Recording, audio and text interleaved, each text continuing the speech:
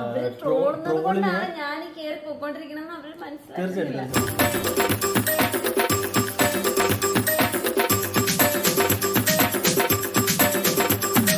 തീർച്ചയായിട്ടും ഇനി ഈ ഇന്റർവ്യൂ പുറത്തിറങ്ങി കഴിഞ്ഞാൽ ഇത് കണ്ടു കഴിഞ്ഞാൽ പിറ്റേ ദിവസം മുതൽ എനിക്ക് ട്രോള് വരുന്നുള്ളതിന് ഞാൻ ഇപ്പോഴേ പ്രിപ്പയർ ആയിട്ടിരിക്കുകയാണ്. തീർച്ചയായിട്ടും എനിക്ക് ട്രോള് വരും. ഇത്ര കൃത്യമായിട്ട് എങ്ങനെ പറയാൻ കഴിഞ്ഞു? കള്ളന്റെ സൈക്കോളജി പഠിച്ചാലല്ലേ കേണൽ ഈ യൂണിഫോം ഇടാൻ പറ്റൂ. നിങ്ങൾ എന്നെ എത്രമാത്രം ട്രോളുന്നുവോ അത്രമാത്രം ഞാൻ നിങ്ങളെ സ്നേഹിക്കുന്നു. എനിക്ക് എത്രമാത്രം നിങ്ങളോട് നന്ദിയുണ്ട്. കാരണം മനുഷ്യനല്ലേ മനുഷ്യനെ മനുഷ്യനാക്കാൻ പറ്റൂ. ഇക്കാര്യത്തിൽ എന്നോടൊരു നന്ദി പറച്ചിന്റെയോ കടപ്പാണ്ടിയോ ഒന്നും ആവശ്യമില്ല.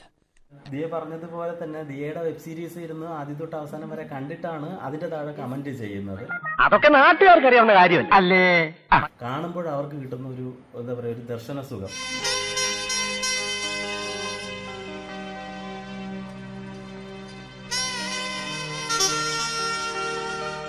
ഇതെല്ലാം ആസ്വദിച്ച് ഇതെല്ലാം കഴിഞ്ഞതിന് ശേഷം അങ്ങനെ വരാൻ വഴിയില്ലല്ലോ. പക്ഷെ അങ്ങനെ വന്നല്ലോ. അത് കണ്ട് അവർക്ക് അതൊരു എന്റർടൈൻമെന്റ് ആണ്. അവരത് കണ്ട് ആസ്വദിക്കുന്നു. ആ കുറച്ചു നേരം അവർ അതിൽ അലിഞ്ഞു പോയി അവരുടെ എല്ലാം കഴിഞ്ഞിട്ടാണ് അവർ നമ്മളെ കുറ്റം പറയുന്നത്. ഏത് സ്ഥാപനത്തിനും ചീത്തപ്പേരുണ്ടാക്കാൻ കച്ച കെട്ടി നടക്കുന്ന ചില ചെറ്റകളുണ്ടാവും. ഇവിടെ ഉണ്ട്. അതാ ഈ അവതാരം. ഇച്ചിരി നല്ല ഡ്രസ്സ് ഇട്ടൂടെ അങ്ങനെ പറയുന്ന കുറച്ച് പേരുണ്ട്.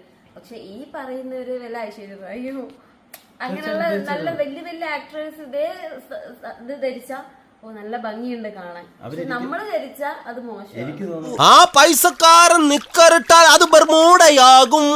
ഈ പാവപ്പെട്ടവൻ നിക്കറിട്ടാൽ അത് വള്ളി ട്രൗസർ.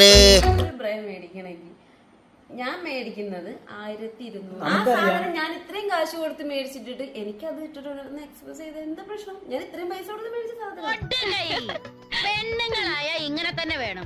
ഇഷ്ടമുള്ളവർ കണ്ടാൽ മതി. ഇഷ്ടമുള്ളത്ര തള്ളിക്കളഞ്ഞേര്. നിന്റെ കണ്ണല്ല എന്റെ കണ്ണ്. നിന്റെ കാമം നിറഞ്ഞ കണ്ണുകൾ കൊണ്ട് അവളെ നോക്കരുത് ഡെന്നി പ്ലീസ്.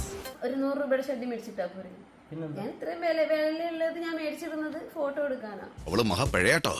ഏയ് ഒരു പെണ്ണിനെ അങ്ങനെ നമ്മള് കണ്ണും പൂട്ടി കുറ്റം പറയരുത്. അവള് മോശക്കാരിയൊന്നുമല്ല. എടാ ജീവിക്കാൻ വേണ്ടി ഒരു വേഷം കെട്ടിയെന്ന് വെച്ച് നമ്മൾ അവിശ്വസിക്കരുത്. നിനക്കറിയോ അവള് 916 പരിശുദ്ധിയുള്ള പെണ്ണാടാ.